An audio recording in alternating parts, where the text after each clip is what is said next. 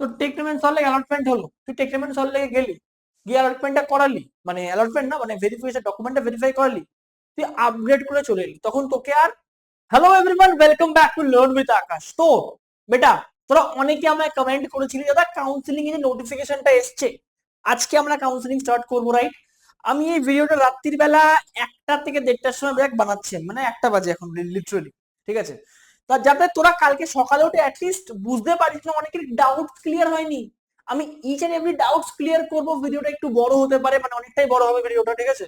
তো ভালো করে দেখিস, এক একটা পয়েন্ট তোদেরকে বোঝাবো যে কাউন্সিলিং এর যে নোটিফিকেশন যেটা এসছে, ঠিক আছে, এই নোটিফিকেশনটা অনুযায়ী অনেকগুলো রুল আমাদের চেঞ্জ আমরা দেখতে পাচ্ছি, চেঞ্জ হয়েছে, যেটা কিনা আগের বছরের সঙ্গে এই বছরের কোনো মিল নেই। এই কারেন্ট ইভেন্টে তোরা যেগুলো দেখতে পাচ্ছিস, ঠিক আছে, যেমন ধর schedule of West Bengal and counselling বা কাউন্সিলিং নোটিস, অনেক জিনিস বাবু অলরেডি চেঞ্জ হয়েছে। কি কি চেঞ্জ হয়েছে আমি একটু শর্টে বলে দিচ্ছি, ঠিক আছে? দেখ, প্রথম জিনিসটা হচ্ছে যারা অলরেডি রেজিস্ট্রেশন করেছে, আগে আমাদের হাতে না চয়েস ফিলিংটা আমরা একবারই করতে পারতাম, বাট এখন আমরা 3টে রাউন্ডের আগে 3বার ইন্ডিভিজুয়ালি চয়েস ফিলিং করতে পারবো। ফার্স্ট পয়েন্ট, ঠিক আছে? সেকেন্ড পয়েন্ট কি, যদি আমরা মনে করি যে আমাদের রাউন্ড ওয়ানে যে অ্যালটমেন্টটা এসছে সেটা আমরা নেব না, ঠিক আছে, তো আমরা রাউন্ড টু তে ডাইরেক্টলি যেতে পারি, যেটা কিনা আগে পারতাম না। তার জন্য কি করতে হবে, ডকুমেন্ট ভেরিফিকেশন করতে হবে, করে আপগ্রেডেশন আমি দিতেও পারি, দিয়ে রাউন্ড টু তে গিয়ে যে কারেন্ট চয়েস লিস্ট আছে আমি ওটাও রাখতে পারি, নয়তো আমি নতুন করে আবার চয়েস লিস্ট দিতেও পারি, ঠিক আছে? এটা একটা খুব মেজর পয়েন্ট, যেটা এই বছর থেকে করা হচ্ছে, বুঝতে পারলি? আচ্ছা, আমি একটুখানি প্রত্যেকটা পয়েন্ট একটু পড়ে পড়ে তোকে শোনাচ্ছি প্লাস বোঝাচ্ছি, তো ভিডিওটা এন্ড অব্দি দেখিস, ওকে? আর কোনো ডাউট হলে নিচে নাম্বার আছে, নাম্বারে কল করতে পারিস, ঠিক আছে? ফার্স্ট অফ অল দেখ, আচ্ছা ফার্স্টে আমরা বলি ওয়েস্ট বেঙ্গল যেটা কাউন্সিলিং এ কারা কারা বুঝতে পারবে। দেখ, there should be a single combination of counselling process for candidate qualified in West Bengal joint and JEE mains, যারা যে জেই মেন্স দিয়েছে 2026 সেও বুঝতে পারবে, যে ডাব্লিউবিজেই দিচ্ছে বা দিয়েছে মানে এবছর সেও বুঝতে পারবে। ফার্স্ট পয়েন্ট তো ক্লিয়ার হয়ে গেল, ঠিক আছে? আমি ওয়েস্ট বেঙ্গল যদি বাচ্চা হয় আমি ডাব্লিউবিজেই থ্রুতে কাউন্সিলিং করব, কারণ আমাদের কোটা থাকে, আর যদি আমি আমার জেই মেন্স এর র্যাঙ্ক ভালো হয়, যেই র্যাঙ্কটা ভালো হয় সেটা দিয়ে কাউন্সিলিং করবো, ঠিক আছে? আচ্ছা, all stage of counseling process including registration, choice filling, seat allotment, payment of seat acceptance fee and other activities shall be conducted through centralized e-counseling system। আচ্ছা, এর মানেটা কি হবে? এর মানেটা হচ্ছে যা যা যাবতীয় যা কিছু হবে সবকিছু কিন্তু ই সেন্ট্রালাইজ কাউন্সিলিং এর মারফত হবে, এটা ছাড়া অন্য কোনো ভাবে কিন্তু হবে না। ট্রাই টু अंडरस्टैंड এই पॉइंट तुम लोग समझाने की मैंने समझने की कोशिश करो, ठीक है? अच्छा, अब 2 से 3 चीज और है, ठीक है? ये क्या है, seat allotment shall be made against the institute and course including approved seat matrix as finalized by comparative authorities। মানে সিট ম্যাট্রিক্স আমরা এখনো অব্দি, মানে আমি যেই টাইমে ভিডিওটা বানাচ্ছি এই এখনো অব্দি কিন্তু সিট ম্যাট্রিক্স আসেনি, আশা করি সিট ম্যাট্রিক্স খুব জলদি দিয়ে দেবে। এবার সিট ম্যাট্রিক্স মানে কি, কটা করে সিট ছাড়া হচ্ছে বাই কম্পিটিটিভ অথরিটিস, মানে ওই পার্টিকুলার কলেজের মারফত বা কলেজের দ্বারা, ঠিক আছে? আচ্ছা, আরেকটা জিনিস তোরা দেখ, e counselling should be conducted in 3 round, 3টে রাউন্ডে হবে। আগে কিন্তু এটা 2টো রাউন্ডে হতো আর একটা মপ আপ হতো, বাট যা লাস্ট ইয়ার কিন্তু মপ আপটাও হয়নি, ঠিক আছে? এই বছর কিন্তু 3টে রাউন্ডে কাউন্সিলিং হবে, including activity, timeline of each round has been notice separately. মানে আমি যে আগে ভিডিওটা বানালাম, দেখ 30শে জুন থেকে শুরু করে 30শে জুলাই অব্দি পুরো কাউন্সিলিং এর প্রসেসটা কিন্তু হবে, রাইট? এই পয়েন্টটা তোরা বুঝে গেলি। আচ্ছা, fresh registration shall be permitted at the beginning of each round, এটা খুব ইম্পর্টেন্ট পয়েন্ট।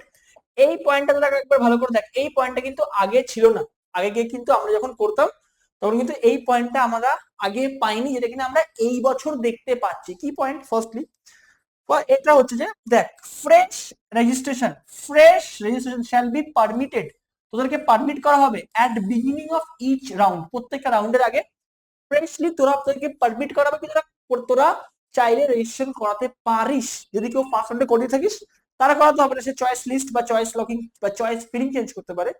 যেই বাচ্চাটা করাবে না, যদি মনে করে যে ফার্স্ট রাউন্ডে কোনো কারণে বুঝতে পারলাম না, সে সেকেন্ড রাউন্ডে বুঝতে পারবে, ঠিক আছে? আর একটা পয়েন্ট দেখে রাখ, all eligible registration candidate may be participating choice filling during each round, প্রত্যেকটা রাউন্ডে কিন্তু তারা চয়েস ফিলিং করতে পারো, যেটা কিনা আগে পরবর্তীকালে মানে इसके पहले हम लोग को नहीं मिलता था वो चीज, সুবিধা। अभी हमको सुविधा मिलेगा कि we can go for choice filling মানে before each and every round. ঠিক আছে, এই পয়েন্টটা ক্লিয়ার হয়ে গেল। The board shall not convert or dereserve any vacant seat. ঠিক আছে, ধর যে এসসি আছে, এসটি আছে, ওবিসি আছে, ইডব্লিউএস আছে, পিডব্লিউডি আছে, এরা কিন্তু এই সিটগুলো কিন্তু এই সিটগুলোই থাকবে, এগুলো জেনারেল সিটে কিন্তু কনভার্ট হবে না, যদিও ফাঁকা থাকে তো ফাঁকাই যাবে। এইটা কিন্তু তোকে মনে রাখতে হবে। ঠিক আছে, according to the guideline AICT rule অনুযায়ী vacant seat under tuition waiver fee মানে TFW scheme shall not be converted into general seat। এটাকে জেনারেল সিটে কিন্তু দেয়া যাবে না বা দেয়া হবে না। ঠিক আছে, আচ্ছা, কাউন্সিলিং এর জন্য 500 টাকা লাগবে। ঠিক আছে, যেটা কিনা নন রিফান্ডেবল টাকা। এই টাকাটা 500 টাকা তোরা যেটা খরচা করবি, এই 500 টাকাটা কিন্তু কেউ ফেরত পাবি না। তো এই 500 টাকার আশায় তোরা থাকিস না, এটা প্রত্যেক বছরই ক্লিয়ার কাট সবাইকে বলে দিই। ওকে, এবার আমি আসছি রেজিস্ট্রেশন। দেখ, একটা বড় প্রসেস, অনেক জিনিস লাগে এখানে। এখানে আমাদের কি কি লাগবে? পার্সোনাল ডিটেলস লাগবে, একাডেমিক ডিটেলস লাগবে, ব্যাংকের অ্যাকাউন্ট নাম্বার লাগবে। ঠিক আছে, আচ্ছা, পাসিং স্ট্যাটাস, টোটাল মার্কস, এই পুরো প্রসেসটা আমি একটা ভিডিও বানিয়ে রেখেছি আগের বছর, বা অনেকেই অনেক লোক ভিডিও দেয়, তো সেগুলো তোরা দেখে দেখে করতে পারিস। বাট আমি রেকমেন্ড একদমই করি না যে কোনো আনঅথরাইজ বা যারা ইউটিউবে দেখ, যে লোকটা তোকে ইউটিউবে পড়াচ্ছে বা ইউটিউবে তোকে বোঝাচ্ছে, ঠিক আছে, তুই যদি কোনোটা কিছু ভুল করিস তার কিছু যায় আসবে না। আমি এই জন্য একটা কথাই বলি যে at least if you have the money, go to a specific counsellor or the person who knows everything, যার যে সবকিছু জানে তার কাছে যা, যে এই কাজটা করে এসছে। ধর আজকে আমি 5-6 বছর ধরে এক কাজ করছি, আমি জানি কি কি হচ্ছে কি না হয়েছে, আগের বছর কি হয়েছে, এবছর কি চেঞ্জেস হয়েছে। বাট যে লোকটা নতুন ইউটিউবে এসে আজকে আজকে বকছে বা আজকে একটা কোনো জিনিস বোঝাচ্ছে, আমি কাউকে আমি রেসপেক্ট করছি প্রত্যেকটা ক্রিয়েটারকে, বাট তারা অনেক জিনিস অনেক কিছু ভুল বোঝাচ্ছে, সেটা আমি দেখছি এখন। যে যেটা স্পষ্ট ভাষায় ইংলিশে লেখা আছে, আমি জানি না তারা ইংলিশ পড়তে পারে কি বা ইংলিশ বোঝে না, না বাচ্চাকে মিসগাইড করছে। তো আমি তাদেরকে রিকোয়েস্ট করছি, মিসগাইড করবেন না দয়া করে। না পারবেন, 2 পয়সা কামানোর জন্য আপনি ইউটিউবে এসেছেন আমি জানি, ঠিক আছে, বাট ভুল গাইড করবেন না বা মিসগাইড। এতগুলো বাচ্চা দেখ, আমাকে এতগুলো স্টুডেন্ট তোরা দেখছিস, এত হাজার হাজার বাচ্চা, আমি মিসগাইড কেন করবো ভাই? রাইট? ওকে, যেটা পারবো না বলে দেবো, আর যেটা জানি আমি এত বছর ধরে সেটা ক্লিয়ারলি বলবো যে হ্যাঁ এটা এটাই হয়, পড়ে নি একবার। ঠিক আছে, আচ্ছা, নেক্সট কি আছে? আচ্ছা, আমরা তো রেজিস্ট্রেশন করে দিলাম, এই জন্য সবকিছু লাগে। রেজিস্ট্রেশন জন্য পাসিং স্ট্যাটাস লাগে, ওভারঅল মার্কস লাগে, ঠিক আছে, টোটাল মার্কস লাগে ক্লাস 12 এর। আচ্ছা, এতগুলো জিনিস লাগবে, দেখে নে। Total marks obtain in class 12 standard, ফিজিক্সে, ম্যাথসে, chemistry, biotechnology, biology, computer science সবার দিতে হবে। ঠিক আছে, এগুলো লাগবে। Candidate should be carefully given the information during registration process, যদি মনে হয় it is not possible to make any changes after correction. ভালো করে বলছি, আমি কেন প্রত্যেকটা বাচ্চাকে বলছি যে এই রেজিস্ট্রেশন প্রসেসটা তোরা কোনো প্রপার লোকের থেকে নে যে জানে। ঠিক আছে, এই রেজিস্ট্রেশনে যদি কোনো একটা জিনিস, একটা মিস্টেক হয়, ঠিক আছে, এই একটা মিস্টেক হলে কিন্তু তোর পুরো লাইফ এখানে বরবাদ হয়ে যাবে। কেন? কারণ তোরা পড়তে পারিস, লিখেছে there for West Bengal joint board, কি লিখেছে ভালো করে লাইনটা পড়। West Bengal board will not responsible for any candidates who is not offered to choice or any seat not assigned due to incorrect information। আমি আবারও বলছি এই ব্যাপারটা, অ্যালটমেন্ট পেয়ে গেলে যাদবপুরে, অ্যালটমেন্ট পেয়ে গেলে হেরিটেজে, অ্যালটমেন্ট পেয়ে গেলি টেকনোমেন সল্ট লেকে, বা অ্যালটমেন্ট পেয়ে গেলে জলপাইগুড়ি গভর্নমেন্ট ইঞ্জিনিয়ারিং কলেজে, একটা ভুল করে ফেললি কোনো জায়গায়, সিটটা হাত থেকে জাস্ট বেরিয়ে যাবে। ঠিক আছে, এই জন্য বললাম কোনো প্রপার কারোর কাছে যা। আমার কাছে আসতে হবে মানে नहीं, আমার কাছে মনে পড়ছে आकाश आप करवा दीजिए, कॉल करो आ जाओ, दैट्स इट। ठीक है, अच्छा, अब बात करते हैं allotment. The eligibility criteria mentioned in West Bengal joint information bulletin, कौन सा कॉलेज के लिए क्या है, ये ऑलरेडी इंफॉर्मेशन बुलेटिन में मेंशन किया गया है, एक बार चेकआउट कर लेना। ठीक है, अब बात करते हैं ये चॉइस फिलिंग। भाई ये चॉइस फिलिंग ही is the most important thing in for वेबजी। क्यों?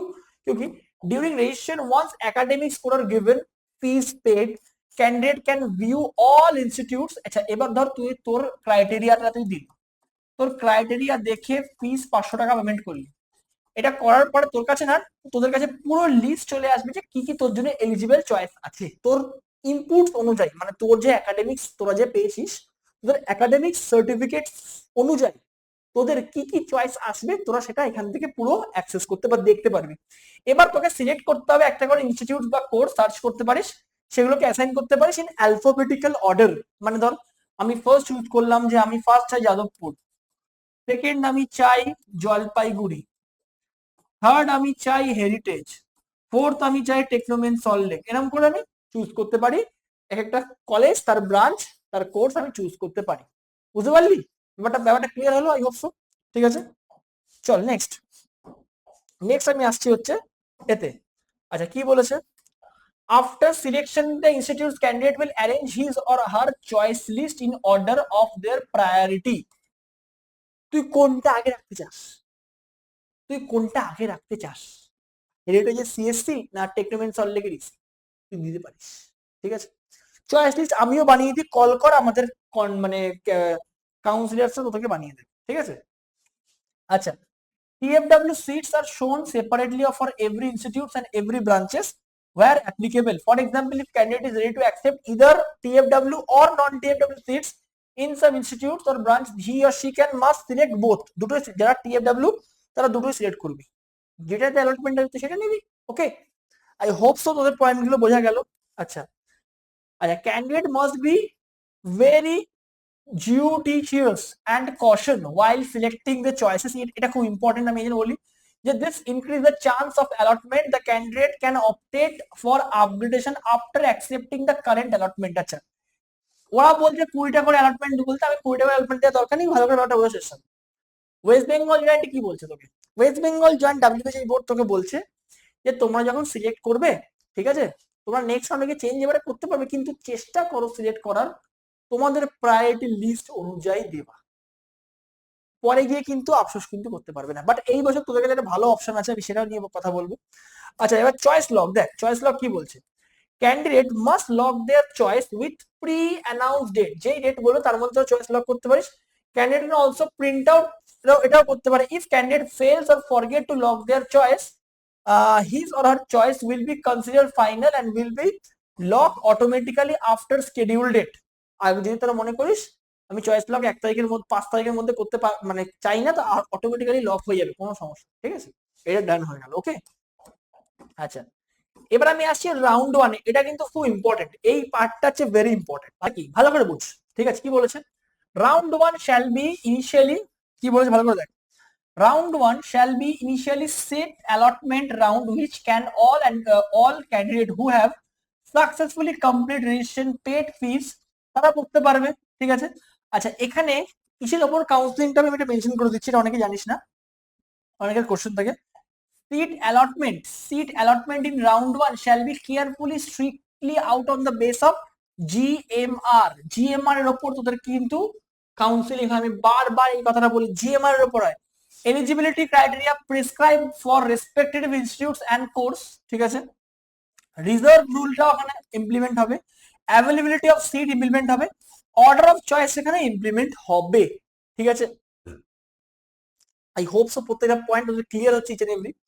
মানে যখন অ্যালটমেন্ট আসবে, ঠিক আছে, রাউন্ড ওয়ান অ্যালটমেন্ট কিসের কিসের উপর, এই পয়েন্ট গুলোর উপর নির্ধারণ করে। কি কি পয়েন্ট তোর সামনে আছে। ঠিক আছে, এবার তোরা বলতে পারিস আকাশ দা, ফর এক্সাম্পল আমার রাউন্ড ওয়ানে অ্যালটমেন্ট এলো না, এবার আমি কি করবো? এই জায়গাটা পর, তুই একটা টাইপের স্টুডেন্ট হতে পারে যে কিনা যারা কিনা অ্যালটমেন্ট এসে candidate has been allowed a seat, তোকে সিট পেয়েছিস, then his or her first preference, তোর যে প্রেফারেন্স দিলি সেই অনুযায়ী তুই সিট পেয়ে গেলি, তুই কি করতে পারিস, তুই গিয়ে সিট নিতে পারিস কলেজ। Number one. আচ্ছা নাম্বার টু কি, has complete document verification at allotment institute and may opt to retain existing choice list and be considered for automatically upgradation in round 2 against the higher preference choice and already submitted his or her choice list in round 1. The very important thing কি বলেছে, এটা আগে ছিল না, এবছর কি বলেছে, ধর তোর রাউন্ড 1 অ্যালটমেন্ট এসেছে, এবার তুই মনে করলি যে আমি যেটা অ্যালটমেন্ট, যখনই আমার অ্যালটমেন্টটা এলো আমি সেই পার্টিকুলার কলেজে গেলাম, ডকুমেন্টটা ভেরিফাই করলাম, ডকুমেন্টটা ভেরিফাই হয়ে গেল, এবার গিয়ে আমি right now I can go and take, আমার ইচ্ছা করছে না নিতে যে সিটটা আমি পেয়েছি, তুই আপগ্রেড মানলি, তুই চলে যাবি রাউন্ড 2 তে। ওকে, আচ্ছা such candidate shall not be required to submit fresh choice list in round 2. তুই যে অ্যালটমেন্ট নিলি, ধর তোর একের আছে যাদবপুর, ঠিক আছে, দুয়ে আছে হেরিটেজ, ঠিক আছে, তোর তিনে আছে ধর টেকনোমেন সল্টলেক, তোর টেকনোমেন সল্টলেক অ্যালটমেন্ট হলো, তুই টেকনোমেন সল্টলেকে গেলি, গিয়ে অ্যালটমেন্টটা করালি, মানে অ্যালটমেন্ট না মানে ভেরিফিকেশন ডকুমেন্টটা ভেরিফাই করালি, তুই আপগ্রেড করে চলে এলি, তখন তোকে আর এর ওপরের অপশনস গুলো তুই পাবি, তখন তোকে আর যেতে হবে না, মানে তোকে আর ফালতু ফালতু নতুন করে চয়েস লিস্ট দিতে হবে না। ঠিক আছে, এই একটা পয়েন্ট হবে। নাম্বার 1 টাইপের স্টুডেন্ট। নাম্বার 2 টাইপের স্টুডেন্ট, ধর candidate who have not allotted, যার এখানে অ্যালটমেন্ট আসেনি, কোন সিট অ্যালটমেন্ট আসেনি রাউন্ড 2 তে, রাউন্ড 1 এ, সে রাউন্ড 2 তে অটোমেটিক্যালি চলে যাবে। ঠিক আছে, রাউন্ড 1 এ কোনো অ্যালটমেন্ট এলো না, রাউন্ড 2 তে সে অটোমেটিক্যালি চলে যাবে and continue to be considered to be against the existing choice list of round 1। Round 1 এ যে চয়েস লিস্টটা আছে সেই চয়েস লিস্ট অনুযায়ী তাকে কনসিডার করা হবে, রাউন্ড 1 এ পাইনি, সে রাউন্ড 2 তে আবার ওই চয়েস লিস্ট অনুযায়ী কাউন্সেলিং হবে। ঠিক আছে, such candidates shall be eligible to compete for vacancies arise in round 2 according to the merit and availability। তো ওই বাচ্চাগুলো কি করবে, ওই বাচ্চাগুলো যে রাউন্ড 1 এ চয়েস লিস্ট দিয়েছিল, অ্যালটমেন্ট পায়নি, অটোমেটিক্যালি রাউন্ড 2 চলে গেল, যা দিয়েছিল চয়েস লিস্ট তার উপরেই আবার তার কাউন্সেলিংটা হবে। ঠিক আছে, ওকে। আচ্ছা, এবার আমি আসছি টাইপ 3 তে। কি বলেছে, যেই বাচ্চাটা রাউন্ড 1 এ অ্যালটমেন্ট আসেনি বা অ্যালটমেন্ট আসার পরে সে রেসপন্সিভ মানে রেসপন্স করেনি, right. A candidate who is not allotted a seat in round 1, जिसका अलॉटमेंट नहीं मिला राउंड 1 में, होते पारे, has been allotted a seat in round 2 और later choice and not responsive, माने राउंड 1 এ अलॉटमेंट এসেছে बट বাচ্চাটা রেসপন্স করেনি, उसको वो रेस्पॉन्स ही नहीं दिया, तो उसका क्या होगा भाई, उसका होगा क्या, राइट। तीसरा की बोले সেই বাচ্চারা may be opted to participate in round 2 by submitting a completely fresh list of choice, যেটা ও দিয়েছে। ঠিক আছে, তার অর্থ এটাই হচ্ছে যে বাচ্চারা অ্যালটমেন্ট এসছে সেকেন্ড চয়েসে বা তার পরের চয়েসে, বাট সে কিছু না রেসপন্সও করেনি, সে কিন্তু রাউন্ড 2 তে আবার যেতে পারে। এটা কিন্তু বড় একটা জিনিস, ইম্পর্টেন্ট এবছরের জন্য। ঠিক আছে, 3 নম্বর কি, candidate allotted candidate seeking fresh choice, একটা ক্যান্ডিডেটের যে অ্যালটমেন্ট এসেছে বাট সে ফ্রেশ চয়েস চাই না। আমার হয়তো রাউন্ড 3 তে টেকনোমেন সলভ এসেছে, ভালো করে বুঝবি কি কি লিখেছে, ভালো করে বুঝ, ব্যাপারটা বোঝার চেষ্টা কর কি লিখেছে। ফর এক্সাম্পল, আমার 1 নম্বরে আছে যাদবপুর, 2 নম্বরে আছে হেরিটেজ, ঠিক আছে, 3 নম্বরে আছে টেকনোমেন সল্ট। আমার টেকনোমেন সল্ট রাউন্ড 1 এ আটকেছে, বাট আমি না এই লিস্টটা না, আমার না, আমি লিস্টটা চেঞ্জ করে দিই, যাদবপুরে সিএসসি মেরেছি, তারপর আমি হেরিটেজে সিএসসি মেরেছি। আমি হেরিটেজে সিএসসির জায়গায় আমি যাদবপুরে একবার ইলেকট্রিক্যালটা মারতে চাই, তো আমি কি করব, আমি এই পয়েন্টে যাব। ঠিক আছে, যে আমার অ্যালটমেন্ট এসছে, has been allotted a seat in round 1 বা আমার থার্ড চয়েস এসছে, বাট আমি একটা কমপ্লিট ফ্রেশ চয়েস চাই, তো তখনও আমি কি করলাম, আমি রাউন্ড 2 তে কিন্তু চলে যেতে পারবো অটোমেটিক্যালি। ঠিক আছে, কি বলেছে, does not wish to continue the existing choice list may opted to participate in round 2 with complete fresh choice list. In such case, existing choice list shall be dissolved and only new submitted choice list will be considered for subsequent round. It's a very important thing, very important thing.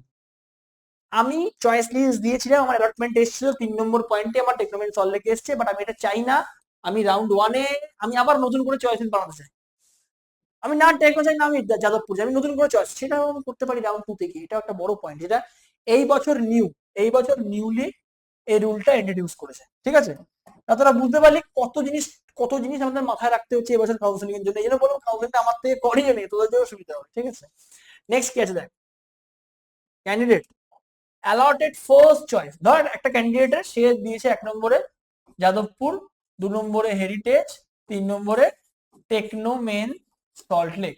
তো বাচ্চারা কি হয়েছে, seat of candidate with respect to his first preference in round 1, তার যাদবপুরটা আটকে গেল round 1। ঠিক আছে, and who pay seat acceptance fee, বাচ্চাটা 5,000 টাকা দিয়ে দিয়েছে। ঠিক আছে, বাচ্চাটা 5,000 টাকা দিয়ে দিয়েছে। shall ordinarily proceed to admission, shall not be eligible for any further round, সেই বাচ্চাটা কিন্তু অন্য রাউন্ডে আর যেতে পারবে না। ও 1 নম্বরে যাদবপুর দিয়েছে, ও যাদবপুরের সিএসসি আটকে গেছে। ঠিক আছে, ও 5,000 টাকা পেমেন্ট করেছে, ওকে কিন্তু আর কোনো অপশন নেই, ও সিট অ্যালটমেন্ট নিয়ে নিয়েছে, ওকে ওইটাই নিতে হবে, ও আর অন্য কিছু নিতে পারবে না।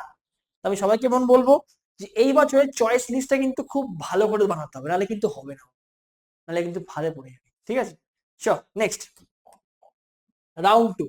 এবার আমি আসি রাউন্ড 2 তে। রাউন্ড 2 তে কে বা কোন বাচ্চারা যেতে পারবে। ঠিক আছে, আচ্ছা, পারপাস কি আছে, round 2 shall be continue to provide opportunity for upgradation of eligible student, যারা আগে রাউন্ড 1 এ যারা 1 নম্বর বাদ দিয়ে 2 নম্বর বা তার নিচের দিকে অ্যালটমেন্ট এসেছে তারা করতে পারে, বা কোনো বাচ্চা এলিজিবিলিটি যার আছে যে কিনা ফ্রেশ ভাবে রেজিস্টার করতে পারে, যেমন রাউন্ড ওয়ানে করেছিল, চয়েস ফিলিংও করতে পারে, ঠিক আছে। If vacancy remains after completion of round one, যদি ভ্যাকেন্সি থাকে সেও করতে পারে, ঠিক আছে। বা accommodate candidate enter round two through approve counselling rules, মানে ধর কারোর রাউন্ড ওয়ানে কোনো ডকুমেন্টের জন্য কেটে গেছে, তো সেও রাউন্ড টুতে কিন্তু আসতে পারে কাউন্সিলিং রুল অনুসারে, ঠিক আছে। ওকে, এবার আমি আসছি এখানে কারা কারা এলিজিবল, এই পয়েন্টটা একবার ভালো করে দেখ, ঠিক আছে। রাউন্ড টুতে কি বলছে, eligible candidates and registration process of round two. Type A, প্রথম টাইপের student who have accepted round one allotment, যেটা রাউন্ড ওয়ান অ্যালটমেন্ট নিয়েছে, আর eligible to consider against the higher preference choice through their existing choice list. আমি কি বললাম, এক নম্বরে যাদবপুর ছিল, 2 নম্বরে হেরিটেজ ছিল, 3 নম্বরে টেকনোমেন সল্টলেক ছিল। তুই 3 নম্বরে টেকনোমেন সল্টলেক নিয়েছিস, বাট তুই মনে করছিস যে না আমি টেকনোমেন সল্টলেক নেবো না, আমি গিয়ে সিট অ্যাকসেপ্টেন্স লিস্টটা দিয়ে আমি ডকুমেন্টটা ভেরিফাই করে এলাম, বাট আমি এর হায়ার চয়েস গুলো, এর উপরে চয়েস গুলো চাই, আমার 3 নম্বর চয়েসটা আটকেছে না, আমি 1 নম্বর চয়েস চাই, তো আমি করতে পারি, রাউন্ড টু যেতে পারি, ঠিক আছে। আচ্ছা, type B, candidates who are not allotted, যার কিনা রাউন্ড ওয়ানে কোনো অ্যালটমেন্টই আসেনি, 1 নম্বরে যাদবপুর ছিল, 3 নম্বরে টেকনোমেন হেরিটেজ ছিল, 3 নম্বরে টেকনোমেন সল্টলেক ছিল, যার কিনা কোনো অ্যালটমেন্টই আসেনি, সে বাচ্চাটা ডাইরেক্টলি রাউন্ড টু তে চলে যাবে, তাকে তাকে কোনো ফ্রেশ চয়েস লিস্ট মানে অটোমেটিক্যালি রাউন্ড টু চলে যাবে। Considering round two and shall not be required to submit fresh choice, তাকে আর ফ্রেশ চয়েস লিস্ট দিতে হবে না, তাকে আর কোনো নিউলি হবে কোনো ফ্রেশ চয়েস লিস্ট তাকে দিতে হবে না, ঠিক আছে। আচ্ছা, আর কি আছে বাবু দেখ, আর আরেকটা কোন টাইপের ক্যান্ডিডেট যেতে পারবে, ক্যান্ডিডেট ডেসপাইট হ্যাভিং অ্যালটমেন্ট, যার কিনা অ্যালটমেন্ট আছে, এই পয়েন্টটা ভালো করে দেখ, যার কিনা অ্যালটমেন্ট আছে, who wish to participate through fresh choice filling after non allotment or non responsive in round 1। ধর কোনো বাচ্চার রাউন্ড 1 অ্যালটমেন্ট এসছে, বাট সে কোনো রেসপন্সই করলো না, ঠিক আছে, না সে টাকা ফি সিট অ্যাকসেপ্টেন্স ফি 5,000 টাকা দিল, না সে সেই কলেজে গিয়ে ডকুমেন্ট ভেরিফাই করলো, সেও কিন্তু রাউন্ড 2 তে অটোমেটিক্যালি আসতে পারে, ডিসপাইট হ্যাভিং তার রাউন্ড 1 অ্যালটমেন্ট এসেছিল, সে যায়নি কলেজে, তার টেকনোমেন সল্টলেক এসেছিল, সে তো কলেজে যায়নি, ডকুমেন্ট ভেরিফাই করেনি, সেও রাউন্ড 2 তে আসতে পারে, ঠিক আছে। আচ্ছা, আর একটা কি আসতে পারে, ডি টাইপের ক্যান্ডিডেটরা কারা, who surrender their early choice, যে আর্লি চয়েসকে সারেন্ডার করেছে and opted participate with complete fresh choice list. এটা একটা বড় পয়েন্ট, যেটা কিনা এই বছর থেকে এসছে।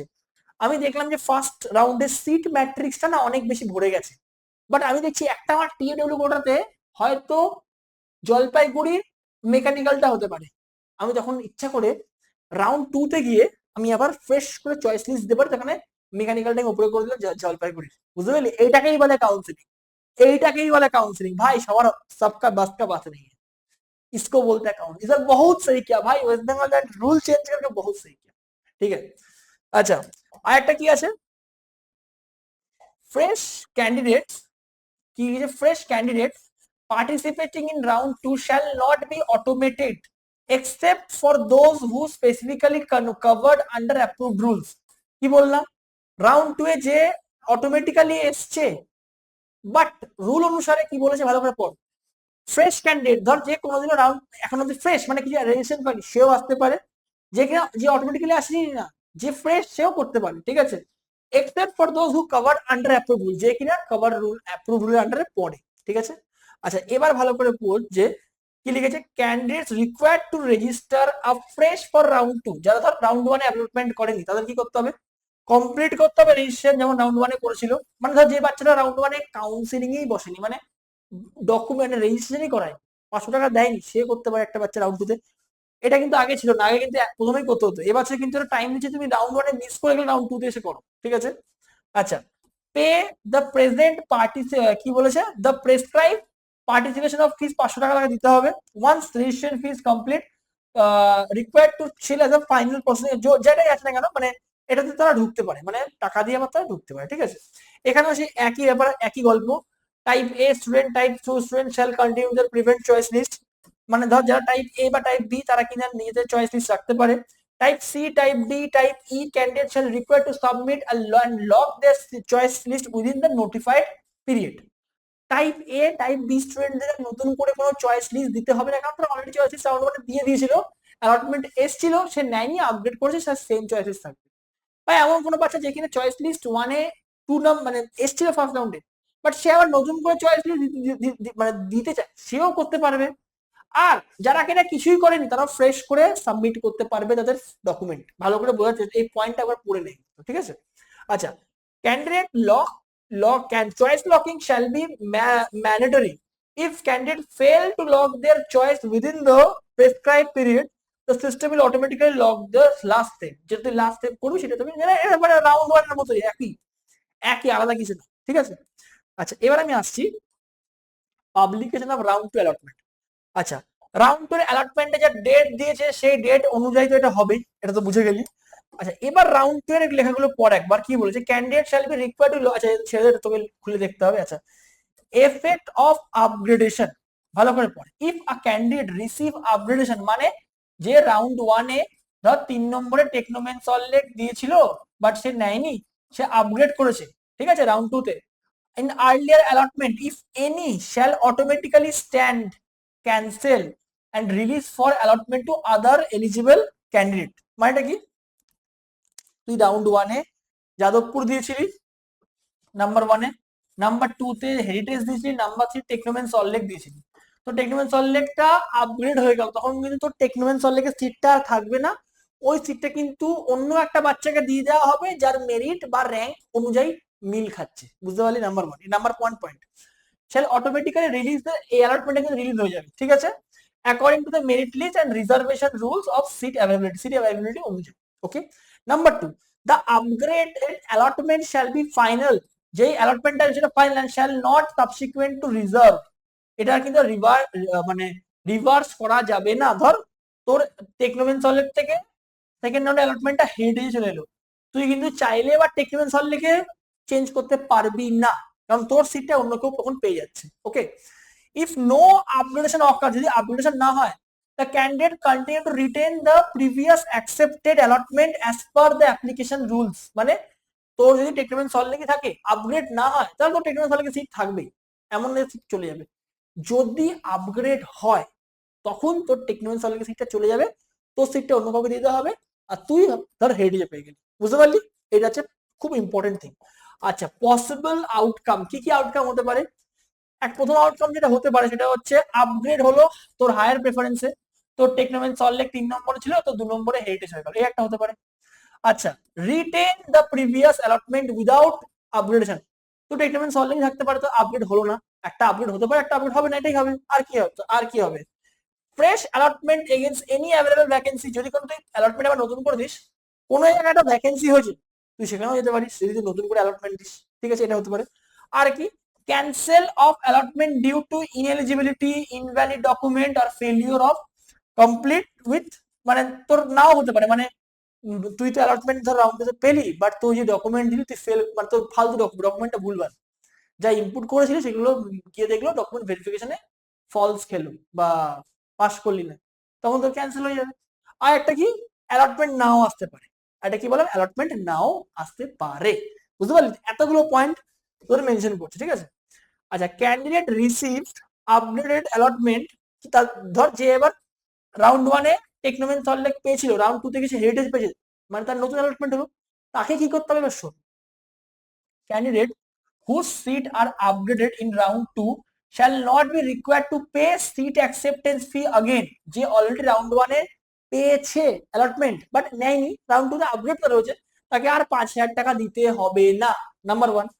নাম্বার 2 কি? such candidate shall download the reserve allotment letter and complete admission, say report করে ডকুমেন্ট ভেরিফিকেশন করে সে অ্যাডমিশন নিতে পারে, যার অলরেডি রাউন্ড 1 এ অলরেডি একবার যে আপগ্রেডেশন করে দিয়েছে তাকে আর সেকেন্ড বার আর তাকে এ করতে হবে না, অ্যালটমেন্টটা তুলবে, তুলে কলেজে গিয়ে অ্যাডমিশন নিতে পারে। ওকে, আচ্ছা, এবার এখানে আসে ভেরিফিকেশন, ঠিক আছে, document verification by allotted institutes and admission if any identified to round 1, whereas an allotment is cancelled following the verification, the candidate must further participate in subsequent counseling round and shall be governed by the approved counseling rules and applicable business rule, মানে কোনো বাচ্চা যদি first রাউন্ডে মানে ধর আজকে হোক তোর ফার্স্ট রাউন্ডে টেকনোমেন সলভ গেল, তুই গিয়ে দেখলি যে তোর ডকুমেন্টটা ভেরিফাই হলো বাট ওটা ওখানে ক্যান্সেল হয়ে গেল, মানে ভুল দেওয়ার ডকুমেন্ট দিয়েছিল ইন কেস ওদের অ্যাকর্ডিং, তখন তুই কিন্তু পরের রাউন্ডে বসতে পারবি, এটা একটা ভালো পয়েন্ট করেছে, ঠিক আছে। আচ্ছা, তখন তোকে ঠিক তখন কাউন্সিলটা গভর্ন করা হবে, এটা মনে রাখবি। আচ্ছা, উইথড্রল ডিউরিং রাউন্ড 2, একটা ক্যান্ডিডেট হতে পারে, candidate may be withdraw from the counselling process during the withdrawal period, ঠিক আছে, specified by board and manner prescribe through the counselling, সে উইথড্র করতে পারে যদি চায়, এটাও করতে পারে। আচ্ছা, upon successful withdrawal candidate shall cease to eligible for seat allotment and or participate any subsequent Bengal joint. যদি কেউ উইথড্র করে সে আর কোনো কাউন্সিলিং এ বসতে পারবে না, এটা একটা খুব ভালো পয়েন্ট বলেছে।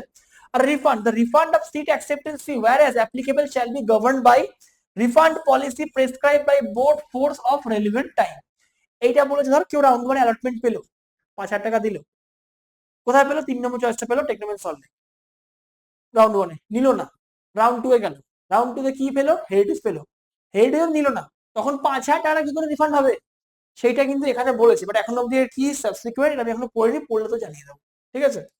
আচ্ছা, এবার কি হচ্ছে, এবার আসছি আমি রাউন্ড 2 তে। রাউন্ড 2-3 তে কারা কারা যেতে পারে? Candidate who satisfied eligibility criteria in prescribe under approved counselling rule, তারা যেতে পারে। Eligible candidate participate in round 2 may be either retain their previous submitted choice list or modify submitted fresh choice list with stipulated as per under approved counselling rule. যে round 1 round 2 তে পেয়ে গেছে same ভাবে সে round 3 তে যেতে পারে, বা নতুন কোনো বাচ্চা এখানে এসে কিন্তু আসতে পারে। এটা হচ্ছে রাউন্ড 3 এর গল্প, ঠিক আছে। এবার কি বলেছে এখানে? এখানে বলেছে যে candidate fall under type G or type H or type I category shown in the annexes flow chart. এই ফ্লো চার্টটা কিন্তু আমি যেটা ভিডিওটা বানাচ্ছি এখন এই ফ্লো চার্টটা রিলিজ হয়নি, যখনই রিলিজ হবে আমি তখনই তোকে ফ্লো চার্টটার ব্যাপারেও বলবো, রাউন্ড 3 এর কি গল্প আছে না আছে। রাউন্ড 1 রাউন্ড 2 তোরা বুঝে গেলি কমপ্লিট ডিটেলসে, রাউন্ড 3 আমি কালকে বলবো বা আমি পরের ভিডিওতে বলবো। তার আগে তোরা এই পার্টটা একবার দেখে নে, মানে কিছুই না, একটা সেম জিনিস, ঠিক আছে, সেমই যেমন যা এতক্ষণ বোঝালাম, শুধু এই পার্টটা পড়ে নে, ডকুমেন্ট ভেরিফিকেশনের পার্টটাকে পড়ে নে। After seat allotment and payment of seat acceptance fee 5,000 টাকা তোরা দিয়ে দিলি, candidate must physically report to the allotted institutes for document verification within the stipulated period. তোরা যে টাকাটা দিলি, ধর টেকনোমেন্ট সলভ তোর এলো 3 নম্বরে, তুই ডকুমেন্ট ভেরিফাই করে দেওয়ার জন্য তোকে ওই ইনস্টিটিউটে যেতে হবে ফিজিক্যালি, সব ডকুমেন্ট নিয়ে, সেই ডকুমেন্টস গুলো এর নিচে দেওয়া আছে, ঠিক আছে। রিপোর্ট করতে হবে, রিপোর্ট করে তোরা যদি দেখে সবকিছু ঠিক আছে তো সিটটা ক্লেম করতে পারিস, যদি দেখিস সবকিছু ভুল আছে তোকে ওরা ক্যান্সেল করে দেবে, এটাই দুটো হয়, ঠিক আছে। তো এই হচ্ছে মেন গল্প বেসিক্যালি বলতে গেলে, আমি যতক্ষণ যতটা পারলাম তোর গল্পটা বোঝালাম।